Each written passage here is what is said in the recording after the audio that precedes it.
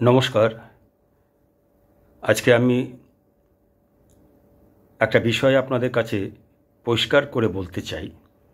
সেটা হচ্ছে, বেশ কিছুদিন ধরে আমি লক্ষ্য করছি যে শ্রী ঠাকুর অনুকূলচন্দ্র ঈশ্বর কিনা সেটা নিয়ে নানা রকমভাবে প্রশ্ন তুলছে, শাস্ত্রকে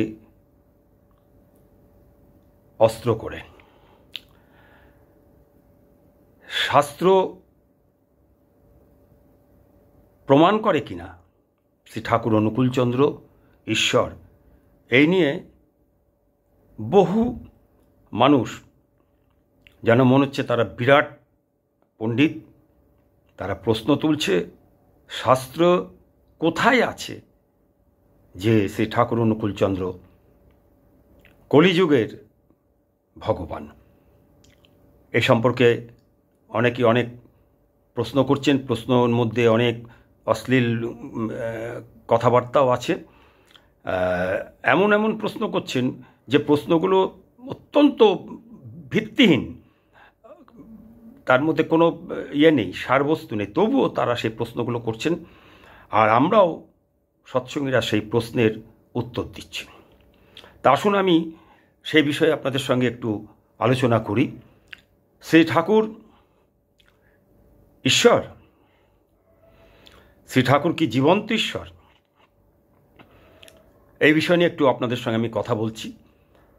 আপনারা একটু ধৈর্য ধরে আমাকে একটু সহযোগিতা করবেন, যাতে আমি এই বিষয়টাকে আমার যতটুকু ক্ষমতা, ভুল হলে আমাকে ক্ষমা করে দেবেন, আমি শুধরে নেব নিজেকে। তবু আমি যতটুকু জানি ততটুকু আমি আপনাদের সামনে তুলে ধরতে চাইছি। সৎসঙ্গী গুরু ভাই বোনেদের কাছে আমি আমার এই বক্তব্য বিশেষ করে পৌঁছে দিচ্ছি। যাই হোক, শ্রী ঠাকুর অনুকূলচন্দ্র যে জীবন্ত ঈশ্বর তা প্রমাণ করতে শাস্ত্রের দ্বারস্থ হতে হবে কেন? এটা আমার প্রথম প্রশ্ন। তার প্রশান্ত মহাসাগরের মতো যে বিশাল অভূতপূর্ব যে সাহিত্য ভাণ্ডার, সেই সাহিত্য ভাণ্ডার আমাদের কাছে, সৎসঙ্গীদের কাছে কি যথেষ্ট নয়? শাস্ত্র অধ্যয়ন করাচ্ছে তার বিশাল সাহিত্য নিয়ে গবেষণা করলে কি প্রকৃত শিষ্য হওয়া যায় না? প্রায় সময়ই প্রায় সবাইকে দেখি সংস্কৃত শ্লোক আউড়ে শ্রী ঠাকুরের ঠাকুরত্ব বা ঈশ্বরত্ব তুলে ধরে তাদের বক্তৃতায়, লেখায় শ্রী ঠাকুরকে ঈশ্বর হিসাবে প্রমাণ করতে চায়। তার মানে দাঁড়ালো, ওই শ্লোক যদি স্বীকৃতি দেয় তিনি ঈশ্বর, তবে তিনি ঈশ্বর, নতুবা তার 24,000 বাণী ও হাজারো বিষয়ের ওপর কথোপকথন সমৃদ্ধ যে বিশাল অভূতপূর্ব ব্যাখ্যাপূর্বক সাহিত্য, সেই সাহিত্যের, সেই আলোচনার, সেই ব্যাখ্যার কোনো মূল্য নেই। অর্থাৎ জীবন্ত ঈশ্বরের মানব জীবনের জন্য দীর্ঘ 80 বছরের অভূতপূর্ব রহস্যময় জীবনের অবদানের কোনো মূল্য নেই। ইদানিং প্রায় সবাইকে দেখি তাদের বক্তৃতায়, লেখায় বেদ, পুরাণ, মহাভারত ইত্যাদি থেকে শ্লোক উদ্ধৃত করে ঠাকুর বিরোধী সমালোচকদের কাছে, নিন্দুকদের কাছে প্রমাণ করার চেষ্টা করে যে শ্রী ঠাকুর অনুকূলচন্দ্র ঈশ্বর, ভগবান। তিনি ঈশ্বর কি ঈশ্বর নন তার প্রমাণের কি কোনো দরকার আছে? যারা বিকৃত প্রশ্ন করে করে ছড়িয়ে দিচ্ছে ফেসবুক জুড়ে তাদের বালখিল্য অসার প্রশ্ন, তার উত্তরে শাস্ত্রের শ্লোক, মহাভারত গ্রন্থের কোন খণ্ডে কি বলা আছে, কোন মনীষী কি বলেছেন, সেসব তুলে ধরে প্রমাণ করার মরিয়া চেষ্টা চালাবার কোনো দরকার আছে কি? প্রশ্নের স্ট্যান্ডার্ড দেখে বোঝা যায় তারা, যারা প্রশ্ন করছেন, তারা আইকিউ লেভেলের কোন স্তরে বিচরণ করে সেটা পরিষ্কার বোঝা যায়। তাই বালখিল্য প্রশ্নকারীদের প্রশ্নের ও বটতলার ইউটিউবের যারা ঠাকুরকে নিয়ে নানা রকমভাবে কুৎসা করে চলেছেন, সেই ইউটিউবারের উত্তর দেওয়ার অর্থ নিজেকে ওদের লেভেলে নামিয়ে আনা ও শ্রী ঠাকুরকে অপমান করা। আর যদি প্রশ্নের পিছনে যুক্তি থাকে তাহলে নিশ্চয়ই উত্তর দিন, 100 বার উত্তর দিন, তাদের মোকাবিলা করুন। যারা করেছেন, যারা করছেন, তাদের আমি আন্তরিক আমার ভালোবাসা জানাই ও ধন্যবাদ জানাই। আর তিনি ঈশ্বর কিনা তা প্রমাণ দিতে হবে, তা ঈশ্বর, জৈবজীবন্ত ঈশ্বর স্বয়ং শ্রী ঠাকুর নিজেই চাননি। তার চেয়ে তিনি যা যা বলে গেছেন সেই বলে যাওয়া কথাগুলির ওপর অধ্যয়ন ও অধ্যাপনা হোক, চর্চা হোক, গবেষণা হোক, তলিয়ে দেখা হোক, করার বা আচরণের ভিতর দিয়ে, এইটাই তো ছিল তাঁর চাওয়া, তাই নয় কি?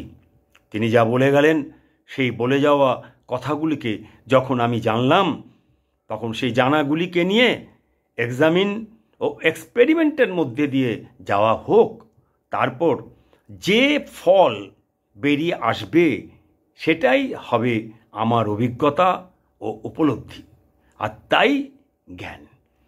আর সেই জ্ঞানের উপর দাঁড়িয়েই দুনিয়াকে রুল করব, তাই নয় কি? জ্ঞানই তো শক্তি, জ্ঞানই তো সেই ডানা, যার সাহায্যে আমি স্বর্গ বলে যদি কিছু থেকে থাকে সেখানে পৌঁছে যাব, এবং স্বর্গ বলে ও রাম রাজ্য বলে যদি কিছু থাকে বা ছিল, সেই স্বর্গে যাওয়ার জন্য, সেই রামরাজ্য পুনরায় গড়ে তোলার জন্য তার প্রাণপাত করব, তাই নয় কি? ঈশ্বরকে একমাত্র সর্বজ্ঞ বলে, আর বিশ্বের কোনো পণ্ডিত বা মহাপণ্ডিতকে সর্বজ্ঞ বলে না। তারা যে কোনো একটা দিককে পরিপূরণ করতে পারে, কিন্তু সবটা পারে না। জীবন্ত ঈশ্বরকে আবার অন্তর্যামীও বলা হয়, কিন্তু অন্তর্যামী আখ্যা তার মহিমাকে, তার বিশালত্বকে খাটো করে, ছোট করে দেখা হয়। অন্তর্যামী একটু চেষ্টা করলেই যে কেউ হতে পারে, এতে আশ্চর্যের কিচ্ছু নেই। মায়েরা তাদের সন্তানের ক্ষেত্রে স্বভাবগতভাবেই অন্তর্যামী, কারণ সে 10 মাস তার শরীরের মধ্যেই তাকে লালন পালন করেছে।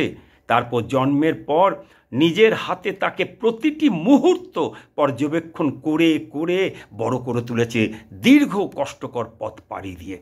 তাই সেই মা স্বভাবগতভাবেই স্বভাবসিদ্ধ অন্তর্যামী।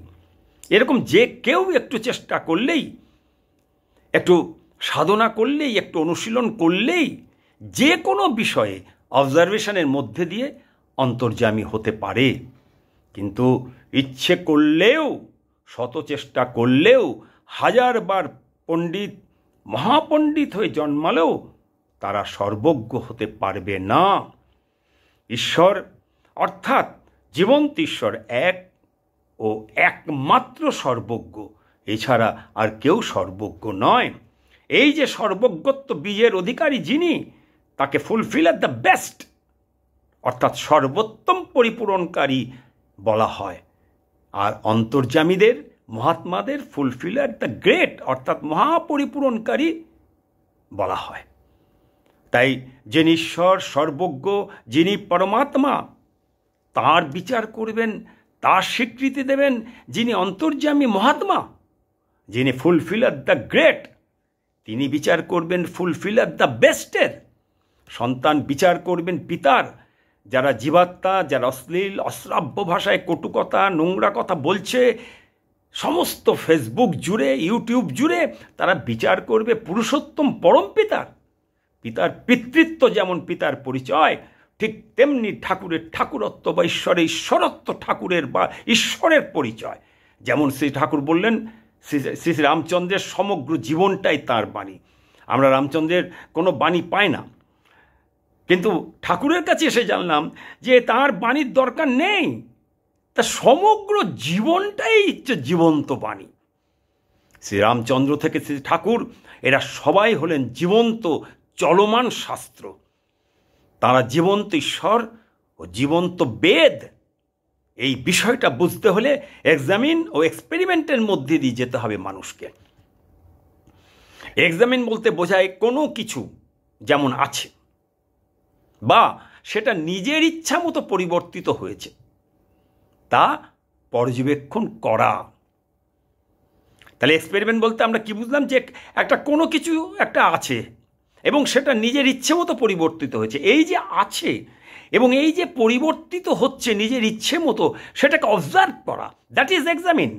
আর এক্সপেরিমেন্ট বলতে বোঝায় কিছু পরিবর্তন করা, সাধারণত একটা নির্দিষ্ট উপায়ে পরিবর্তন করা হয় এবং সেই পরিবর্তনগুলির প্রভাব পর্যবেক্ষণ এবং বিশ্লেষণ করা। তাহলে এক্সপেরিমেন্ট সম্পর্কে আমরা কি বুঝলাম, যে কিছু পরিবর্তন করা হচ্ছে, একটা নির্দিষ্ট উপায়ে একটা প্রসেসের মধ্যে দিয়ে একটাকে পরিবর্তন করা হচ্ছে এবং সেই পরিবর্তনগুলির উপর পর্যবেক্ষণ করা হচ্ছে, অবজার্ভ করা হচ্ছে ডাইরেক্ট অবজারভেশনের মধ্যে দিয়ে, যে সেই পরিবর্তনগুলির প্রভাব কতটা, কীরকম প্রভাব পড়ছে এবং সেগুলোকে বিশ্লেষণ করা। এটা হলো এক্সপেরিমেন্ট।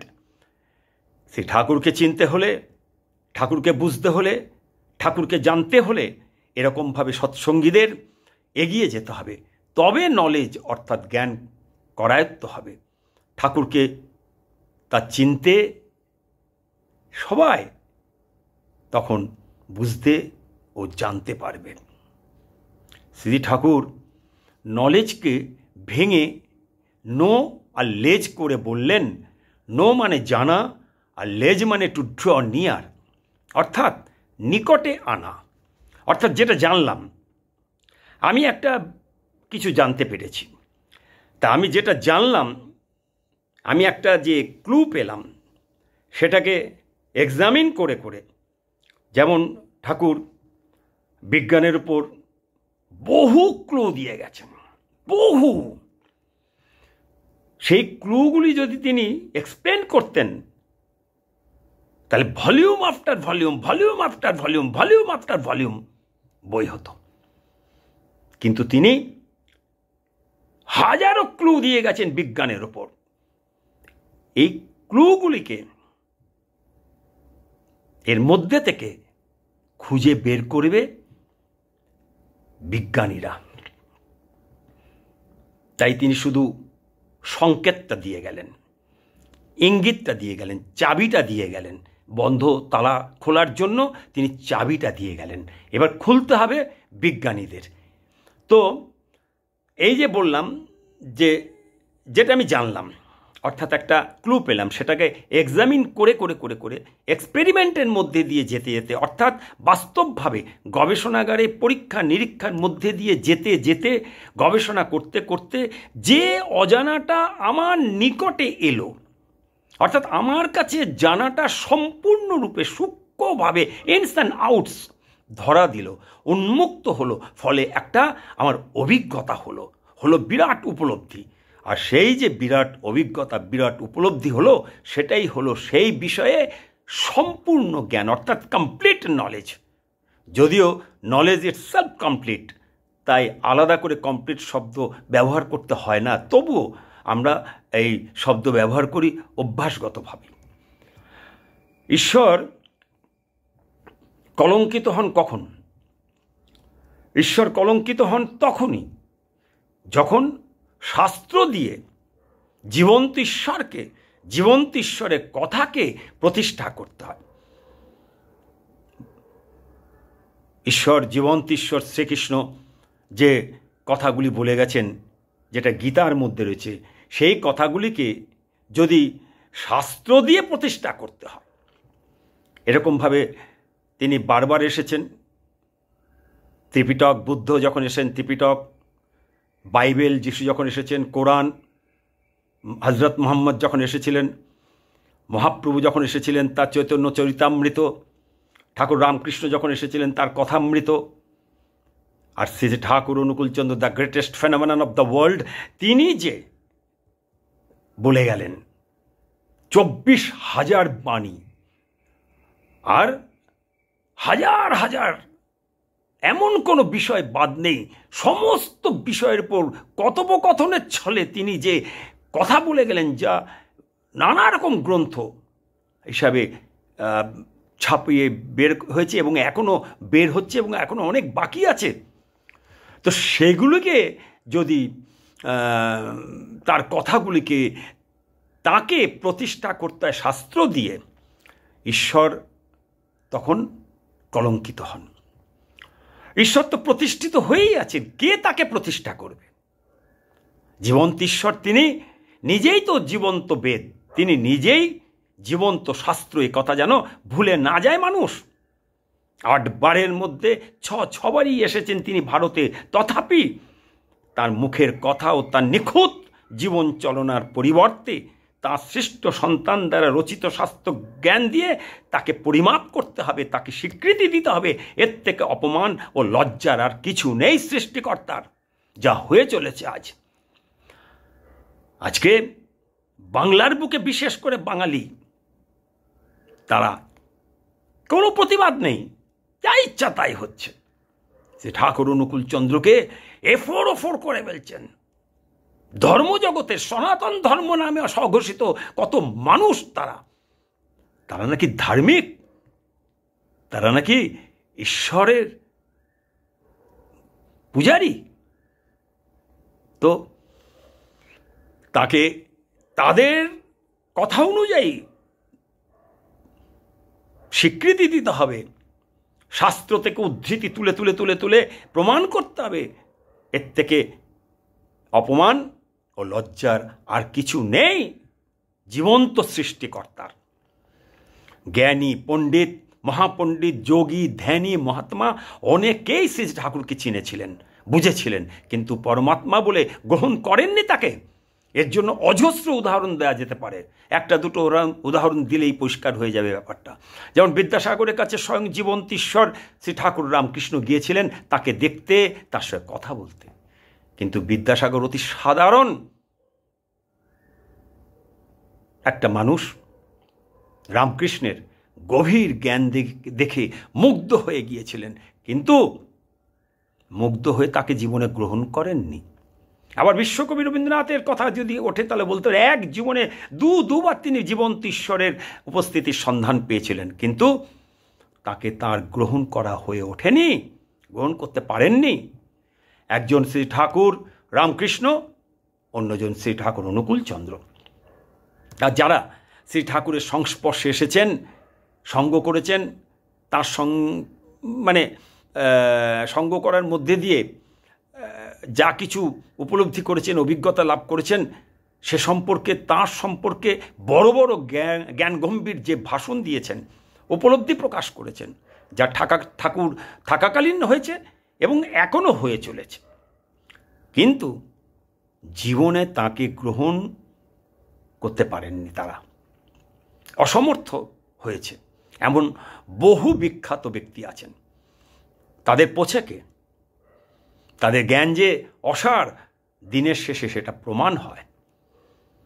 আমি তার এমনই শিষ্য একজন যে তাকে বোঝার জন্য আমাকে শাস্ত্রের দ্বারস্থ হতে হবে। কেন? মহাভারতের কোন শ্লোকে ভীষ্ম কি বলেছে সেই রেফারেন্স দিয়ে আমাকে খুঁজতে হবে তিনি পুরুষোত্তম কিনা, তিনি জীবন্ত ঈশ্বর কিনা। কেন? শ্রী রামচন্দ্র থেকে শ্রীকৃষ্ণ, শ্রী বুদ্ধ, শ্রী যিশু, শ্রী হজরত মোহাম্মদ, শ্রী মহাপ্রভু, শ্রী ঠাকুর রামকৃষ্ণকে কোন বেদ, কোন শাস্ত্র প্রতিষ্ঠা দিয়েছে? সাধারণ মানুষের কথা ছেড়ে দিলাম, তাত্ত্বিক আমেজে ডুবে থাকা অহংকারী বেদজ্ঞ শাস্ত্রজ্ঞ পণ্ডিতরা তাকে অপদস্থ করেছেন। এবং শেষবার এই কলিযুগের শেষ যে শ্রী ঠাকুর অনুকূল চন্দ্র রূপে এসেছেন, তাকে ছোটবেলার থেকে তার দেহ রাখার শেষ দিন পর্যন্ত এবং এখনো পর্যন্ত চরম অপদস্থ, চরম লাঞ্ছনা, চরম গালাগালি, তাকে, তার বংশ নিয়ে, তার চরিত্র নিয়ে, তার জীবন নিয়ে বাঙালি খড়গহস্ত হয়ে উঠেছে তাকে উলঙ্গ করার জন্য বাংলার বুকে। অথচ তার কোনো বাংলার বুদ্ধিজীবী সমাজ, এলিট সমাজ নীরব, একটা কথাও বলেন না, কারণ তারা নিজেরাই জানে না ঠাকুর সম্পর্কে। তাই তারা কি বলবেন? তারা নিজেরাই ভাবছেন হয়তো ঠিকই বলছেন। তার পারিবারিক জীবন নিয়ে, তার ব্যক্তিগত জীবন নিয়ে, যার প্রশান্ত মহাসাগরের ব্যাপ্তিকে হার মানায়, যার সাহিত্য, যার জ্ঞান ভাণ্ডার পৃথিবীর একটা ট্রানজিশনাল পিরিয়ডের মধ্যে দিয়ে যাওয়ার সময় যা যা প্রয়োজন সমস্ত কিছু, এমন কোনো সাবজেক্ট নেই যে সম্পর্কে তিনি বলে যাননি। সে সম্পর্কে তাদের বিন্দুমাত্র ধ্যান ধারণা নেই, অথচ তাকে তার কাজকর্ম সম্পর্কে কলঙ্কিত করতে তারা একেবারে সিদ্ধহস্ত। অদ্ভুত। তো আমার প্রশ্ন হচ্ছে যে মানুষের, আমি কথা ছেড়ে দিলাম, যে সাধারণ মানুষের কথা আমি ছেড়ে দিচ্ছি, তাত্ত্বিক আমেজে ডুবে থাকা অহংকারী বেদজ্ঞ শাস্ত্রজ্ঞ পণ্ডিতরা তাকে অপদস্থ করেছেন।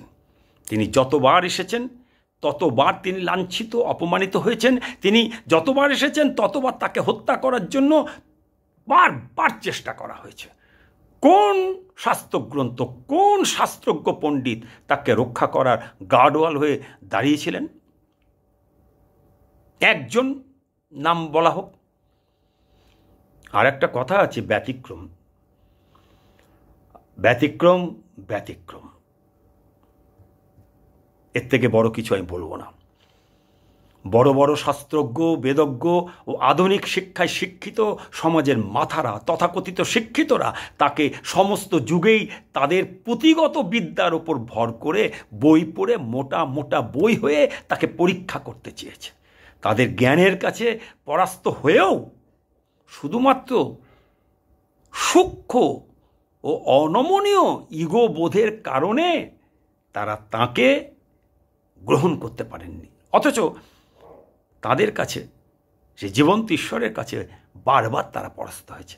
কিন্তু তথাপি সূক্ষ্ম ইগো, অনমনীয় ইগো, এই বোধের কারণে তারা তাকে গ্রহণ করতে পারেননি। তিনি যতবার এসেছেন ততবার কোনো তথাকথিত জ্ঞানী, পণ্ডিত, বিজ্ঞ, প্রাজ্ঞ, কোনো প্রতিষ্ঠিত ব্যক্তি তার পরম ভক্ত হননি। তার পরম ভক্ত হয়েছে সাধারণ, অত্যন্ত সাধারণ মানুষ। প্রহ্লাদ, হনুমান, অর্জুন, আনন্দ, মেরি ম্যাকডালিন, সেন্ট পল, ওমর, আবু বকর, নিত্যানন্দ, বিবেকানন্দ এবং সর্বশেষ শ্রী শ্রী বরদা কেউই সমাজের উচ্চ পর্যায়ের প্রতিষ্ঠিত কোনো বিজ্ঞাপিত ব্যক্তিত্ব ছিলেন না। প্রথম দিকে তাদের কেউ চিনত না। আজ সবাই তাদের চেনে, সারা বিশ্ব চিনে।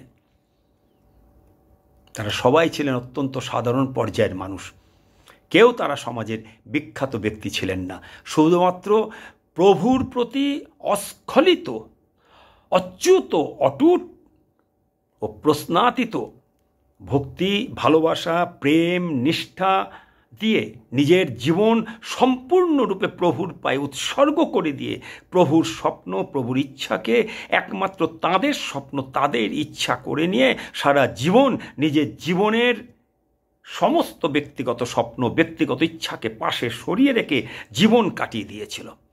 তাই আজ বারবার আমরা দেখতে পাই যে যুগে যুগে পৃথিবীর বুকে কোটি কোটি মানুষের বুকে তারা দাগ এঁকে দিয়েছেন। তারাও হয়ে গেছেন প্রভুর সঙ্গে সঙ্গে মানুষের কাছে ভগবান।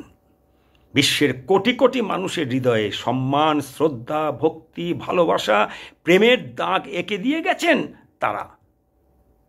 তাই আজও মানুষ এই কলিযুগের শেষে এসেও প্রহ্লাদ, হনুমান, অর্জুন, আনন্দ, উপগুপ্ত, মেরি ম্যাকডালিন, ওমর, আবু বকর, নিত্যানন্দ, বিবেকানন্দকে কেউ ভোলেননি। আর শ্রী বরদা মানুষের হৃদয়ে, সবার সৎসঙ্গীদের, সবার কোটি কোটি কোটি কোটি সৎসঙ্গীদের সবার হৃদয়ে, মনের মণিকটায়, চোখের তারায় তিনি সবার কাছে আদরের, ভালোবাসার, পরম ভালোবাসার তিনি বড় ভাই, সৎসঙ্গীদের সবার শ্রী শ্রী বরদা। তাকেও কেউ ভোলেনি। তারা সবাই প্রভুর পাশে তাদের স্থান করে নিয়েছেন। তাই তাদের প্রত্যেকের তাঁর সময়ের যে রূপে তিনি এসেছিলেন, প্রভু এসেছিলেন, তার পাশে তাদের ছবি থাকতে হয়। তারা টাকার এপিট ওপিট। ভক্ত আর ভগবানে মার্জ করা কাকে বলে সেটা তাদের দেখলে বোঝা যায়। একজন আরেকজনকে ছাড়া অসম্পূর্ণ। পরম ভক্ত ছাড়া ভগবানের মহিমা প্রকাশ হয় না, প্রকাশ পায় না। তাই ভক্তকে বাদ দিয়ে, পরম ভক্তকে বাদ দিয়ে যারা শুধু বলেন এক অদ্বিতীয় আমার লক্ষ্য, আমার আরাধ্য, আমার পূজ্য, এবং সেটা প্রচার করে চলেছে শ্রী ঠাকুর অনুকূলচন্দ্রের ক্ষেত্রে, তারা আস্তে আস্তে সর্বনাশের একটা বিরাট বীজ বপন করে চলেছে। বিষাক্ত একটা অমৃত বৃক্ষের পরিবর্তে বিষ বৃক্ষ বপন করে চলেছে দিনের পর দিন, বছরের পর বছর, বছরের পর বছর, 55 বছর ধরে। এছাড়া আমি এই গ্রন্থ পড়া নিয়ে আপনাদের সামনে একটা কথা বলি। আমি কোন গ্রন্থ পড়ব, কোন গ্রন্থকে আগে প্রাধান্য দেব? ধর্মজগতে যদি আমি বিচরণ করি, ঈশ্বর আরাধনার সঙ্গে যদি আমি নিজেকে যুক্ত রাখি, তাহলে আমি কোন গ্রন্থ আগে পড়ব? ঈশ্বরের গ্রন্থ অর্থাৎ জীবন্ত ঈশ্বর স্বয়ং নিজে যে গ্রন্থ রচনা করেছেন, হাতে লিখেই হোক, বলে গেছেন, অন্যেরা সেটা সংকলন করেছেন, সেই লেখা বাণী দিয়ে যে গ্রন্থ, সেই গ্রন্থ আমি আগে পড়ব নাকি তার ভক্তদের লেখা গ্রন্থ আগে পড়ব? কোনটা? আপনারা আমাকে, যারা শুনছেন তারা আমাকে নিশ্চয়ই বলবেন কোনটা আমার আগে পড়া উচিত। যখন ঈশ্বর মানুষ রূপে এসে নিজের মুখে বাঁচা বাড়ার কথা বলে গেলেন, সেগুলি পড়ব নাকি পুরাণ, বেদ, উপনিষদ পড়ব? শ্রী ঠাকুর বললেন শ্রী শ্রীরামচন্দ্রের সমগ্র জীবনটাই উৎকৃষ্ট বাণী। তাহলে আমি কি করব? আমি শ্রী রামচন্দ্রের জীবনটা ছেড়ে দিয়ে তার জীবনটাকে পুঙ্খানুপুঙ্খভাবে অনুসরণ করার মধ্যে দিয়ে যাব, নাকি তাকে বাদ দিয়ে আমি ওই তার সম্পর্কে যে বই লেখা হয়েছে সেগুলো পড়ব? কোনটা? ঋষি বাদ দিয়ে ঋষিবাদের আরাধনা করব, নাকি না ঋষিবাদে পরিবর্তে আগে ঋষিকে আরাধনা করব? কোনটা? যাক, সেটা আপনারা বলবেন। তাঁর সমগ্র জীবন যে ঠাকুর বললেন, সে শ্রী শ্রী রামচন্দ্রের সমগ্র জীবনটাই উৎকৃষ্ট বাণী। সে তাঁর সমগ্র জীবনকে অনুসরণ করে চললে কোনো শাস্ত্র গ্রন্থই পড়ার আর দরকার পড়ে না। তারপর শ্রীকৃষ্ণের গীতা, শ্রী শ্রী বুদ্ধের ত্রিপিটক, শ্রী যিশুর বাইবেল, শ্রী শ্রী মোহাম্মদের কোরআন, শ্রী শ্রী মহাপ্রভুর চৈতন্য চরিতামৃত, শ্রী ঠাকুর রামকৃষ্ণের কথামৃত, এবং সর্বশেষ শ্রী ঠাকুর অনুকূলচন্দ্রের 24,000 বাণী ও কথোপকথন সমৃদ্ধ সমগ্র গ্রন্থের কথাই বাদ দিচ্ছি। তা শুধু সত্যানুসরণ গ্রন্থের কথা বলছি। সেই শুধুমাত্র সত্যানুসরণ গ্রন্থ পাঠ করলেই পরম সত্যকে জানা যায়, এবং অনুসরণ করে চললে জীবন শৈশব থেকে বার্ধক্য পর্যন্ত পরম সার্থকতায় ভরে যায়। তথাপি সেই গ্রন্থ পড়াবার রাষ্ট্রের তরফ থেকে মানুষকে ছোটবেলার থেকে পড়াবার কোনো রকম ব্যবস্থাই নেই, কোনো উদ্যোগ নেই। সমস্ত মহাত্মাদের লেখা পড়ব, কিন্তু পরমাত্মার লেখা, পরমাত্মার বলে যাওয়া কথা আমরা পড়ব না। তাহলে সাধারণ মানুষের জন্য পরমাত্মা যা বলে গেছেন, যেসব কথা বলে গেছেন, যে বইগুলোর নাম আমি উল্লেখ করলাম, গীতা আমি বললাম, ত্রিপিটক আমি বললাম, আমি যেগুলো বললাম, কোরআন, বাইবেল, রামকৃষ্ণ কথামৃত, চৈতন্য চরিতামৃতেই যা যা বললাম, ঠাকুর অনুকূলচন্দ্রের সত্যানুসরণ, এগুলোই যদি সাধারণ মানুষের কাছে পড়ানো যায় তো সাধারণ মানুষের জন্য, বেঁচে থাকো বৃদ্ধি পাওয়ার জন্য, জীবনে মানুষের মতন মানুষ হয়ে ওঠার জন্য, একটা বীর হয়ে ওঠার জন্য যা দরকার, আত্মত্যাগ, বিশ্বাস আর এই নির্ভরতা, এই তিনটে জিনিস, এই তিনটে জিনিস এইসব গ্রন্থ পড়ার মধ্যে দিয়ে তারা অর্জন করতে পারে, তার বীর হয়ে উঠতে পারে, তখন তার এই বসুন্ধরাকে ভোগ করতে পারে। তাই কথায় আছে বীর ও ভোগ্যা বসুন্ধরা। তা সাধারণ মানুষের জন্য আর কিচ্ছু লাগে না। আর যারা উচ্চ পর্যায়ের শিক্ষাবিদ, গবেষক, তাদের কথা বাদ দিলাম, তারা তাদের মতো পড়ুক, জানুক, বুঝুক, গবেষণা করুক তামাম শাস্ত্রগ্রন্থ নিয়ে, কিন্তু জীবন্ত ঈশ্বরকে পরীক্ষা করার নামে যে তিনি ঈশ্বর কিনা, শাস্ত্র ঘেটে, বেদ, পুরাণ, উপনিষদ ইত্যাদি ঘেটে ঘেটে ঘেটে ঘেটে সাধারণ আম ভক্তকুলকে প্রমাণ দিতে হবে যে তিনি ঈশ্বর কিনা, এই সব তিনারা গবেষণা করুন তাদের জন্য, কিন্তু ভক্তকুলকে যেন বিভ্রান্ত না করেন।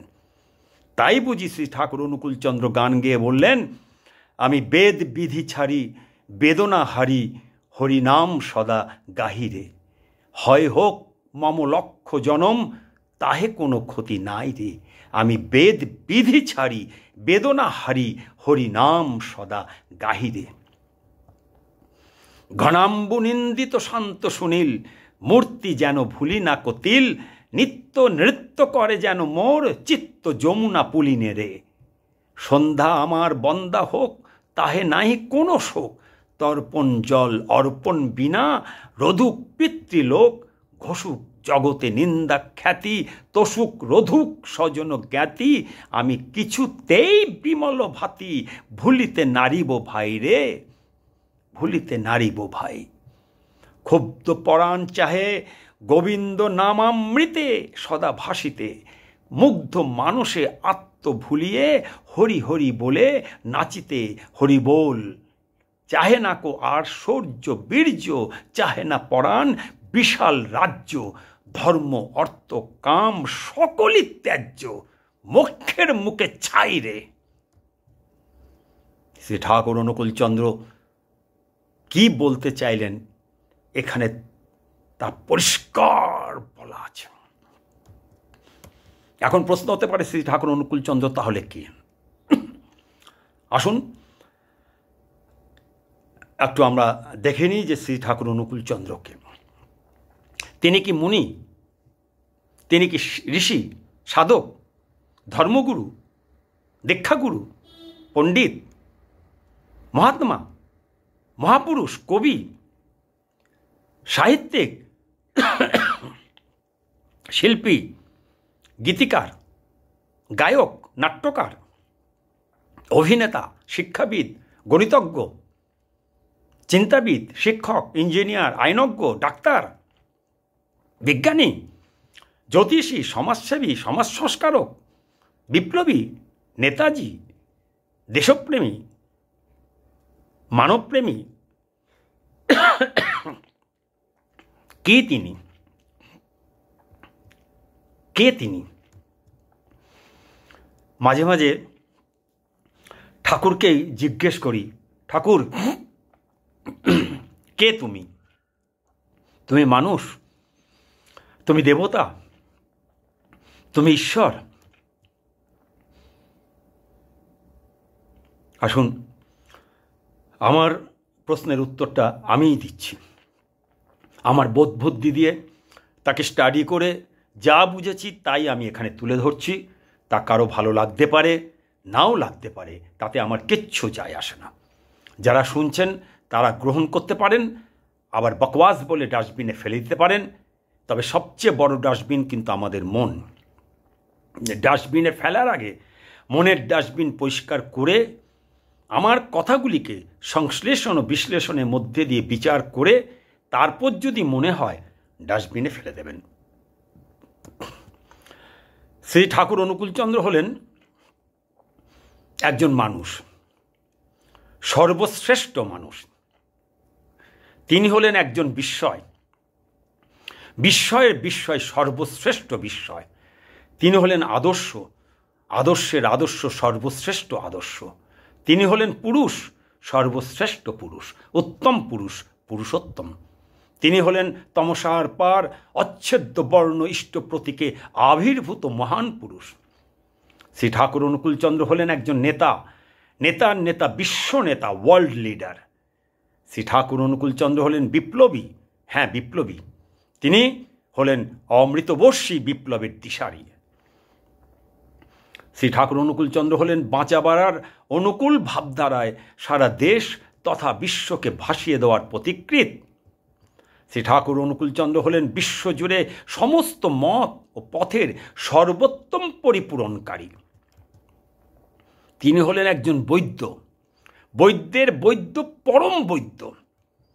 শ্রী ঠাকুর অনুকূলচন্দ্র হলেন বিজ্ঞানী, বিজ্ঞানীর বিজ্ঞানী, পরম বিজ্ঞানী। শ্রী ঠাকুর অনুকূলচন্দ্র হলেন একজন শিক্ষক, টিচার, ওয়ার্ল্ড টিচার।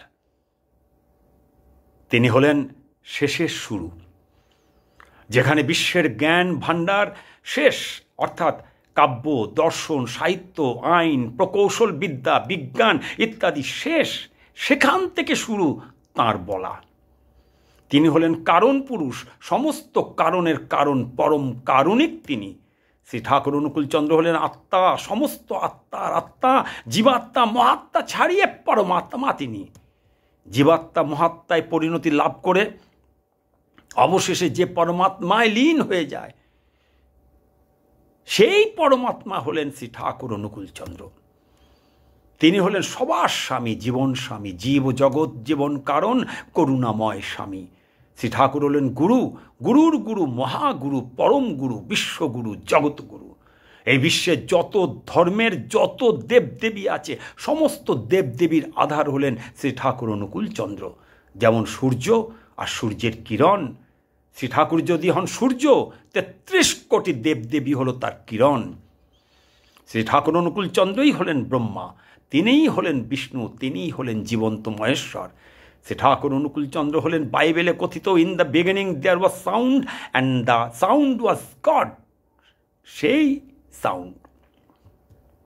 অর্থাৎ একই সঙ্গে শব্দ ও শব্দের প্রাণ হলেন শ্রী ঠাকুর অনুকূলচন্দ্র। শ্রী ঠাকুর অনুকূলচন্দ্র হলেন সৃষ্টি, স্থিতি, লয়, এই তিনের মূল মরকজ।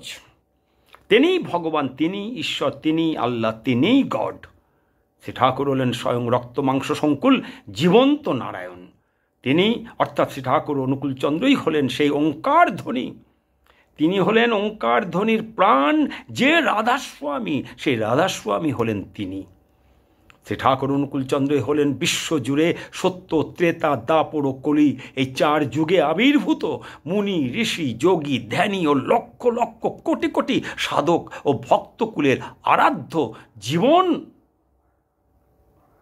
যে মানুষের রূপ ধরে এসেছিলেন, জীবন্ত যে ঈশ্বর, শ্রীরাম, কৃষ্ণ, বুদ্ধ, যিশু, মোহাম্মদ, মহাপ্রভু রামকৃষ্ণ, সেই তাদের যুগোপযোগী নবরূপে আবির্ভূত কলিযুগের শেষ অবতার, অর্থাৎ স্বয়ং অবতারী পুরুষ হলেন শ্রী ঠাকুর অনুকূলচন্দ্র।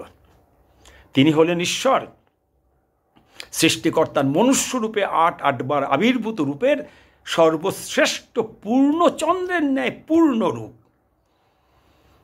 তিনি সর্বশক্তিমান, তিনি সর্বব্যাপী, সর্বভূতে বিরাজমান, তিনি সর্বনিপুণ, তিনি সর্বজ্ঞ, সর্ববেত্তা, সর্ববিদ্যা বিশারদ। শ্রী ঠাকুর অনুকূলচন্দ্র হলেন সমস্ত অস্তিত্বের অস্তিত্ব, পরম অস্তিত্ব। তিনি সমস্ত উৎসের উৎস, পরম উৎস, সমস্ত অবতারের তিনি হলেন অবতারী পুরুষ। তিনি হলেন সমস্ত গন্তব্যের পরম গন্তব্যস্থল। তিনি হলেন ডিভাইন ডিকটেশনের কলাকার। শ্রী ঠাকুর হলেন সেই মুনি ঋষি যোগী ধ্যানী, যখন ধ্যানস্থ অবস্থায় যে আকাশবাণী প্রাপ্ত হয়, সারা পায়, ঈপ্সিত বস্তু লাভ করে, সেই আকাশবাণী, সেই সারা বা সেই ঈপ্সিত বস্তুর দানকারী যিনি, তিনিই হলেন শ্রী ঠাকুর অনুকূলচন্দ্র।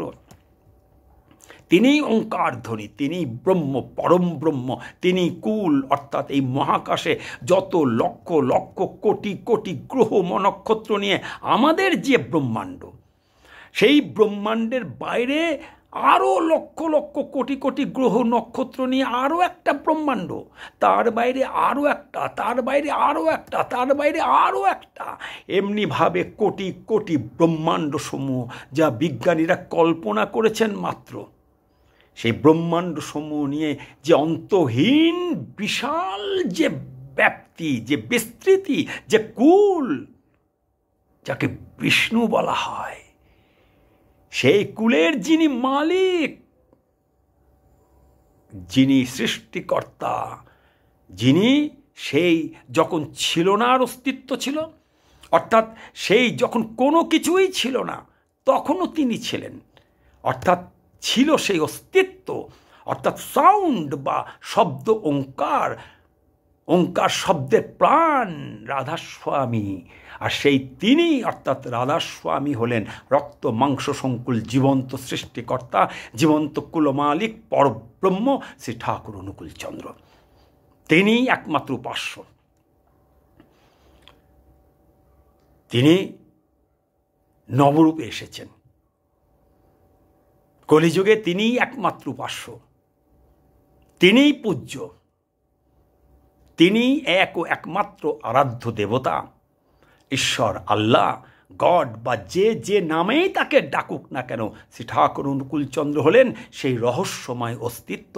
তিনিই রাম, তিনিই কৃষ্ণ, তিনিই বুদ্ধ, তিনিই যিশু, তিনিই হযরত মুহাম্মদ, তিনিই চৈতন্য মহাপ্রভু, তিনিই ঠাকুর রামকৃষ্ণ।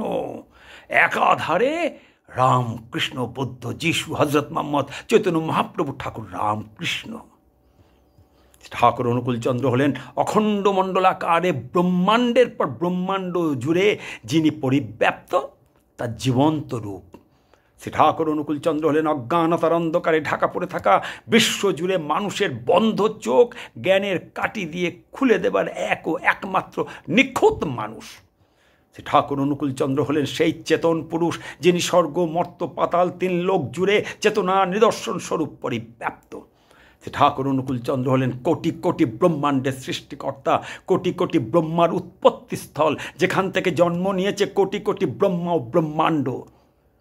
শ্রী ঠাকুর অনুকূলচন্দ্র হলেন সেই নারায়ণ, আর নারায়ণ মানে হলো বিশাল বিস্তৃতি, অর্থাৎ শ্রী ঠাকুর হলেন সেই বিশাল বিস্তৃতি, আর নারায়ণের নাভিপদ্ম বা নাভিদেশ মানে সেই বিশাল বিস্তৃতির মধ্যবিন্দু বা কেন্দ্রবিন্দু। আর সেই মধ্য বা কেন্দ্রবিন্দুকে বিজ্ঞানে বলা হয় সেন্ট্রাল জোন, যেখান থেকে সব কিছুর সৃষ্টি, চরম পরম উৎস। শ্রী ঠাকুর অনুকূলচন্দ্র হলেন সেই চরম পরম উৎস, সেই বিজ্ঞানের ভাষায় সেন্ট্রাল জোন, সেই মধ্যবিন্দু, সেই কেন্দ্রবিন্দু, বিশাল বিস্তৃতির সেই মধ্যবিন্দু, কেন্দ্রবিন্দু, সেন্ট্রাল জোন, সেই চরম পরম উৎসের সেই সেন্ট্রাল জোনের আধার ঠাকুর অনুকূলচন্দ্র। শ্রী ঠাকুর অনুকূলচন্দ্র হলেন সেই বাইবেলে কথিত রক্ত মাংস সংকুল ঈশ্বর পুত্র হয়েও তিনিই ঈশ্বর, সর্বশক্তিমান পরম কারুণিক, সর্বানুশ্রুত ব্যাপ্ত প্রাক প্রথম বাক সর্বস্বর্গ সর্বহৃদয় প্রাণন পরিমল অদ্বিতীয় জীবন্ত ঈশ্বর হলেন শ্রী ঠাকুর অনুকূলচন্দ্র। জীবন্ত রক্ত মাংস সংকুল নররূপী ঈশ্বর, সৃষ্টিকর্তা, সেই চরম পরম উৎস রক্ত মাংস সংকুল জীবন্ত ঈশ্বর শ্রী ঠাকুর অনুকূলচন্দ্রকে জানায় আভূমি হৃদয় কম্পিত শত লক্ষ কোটি কোটি প্রণাম। জয় গুরু। আজকের মতো বিদায় নিচ্ছি, আবার আসব আগামী দিনে। নমস্কার।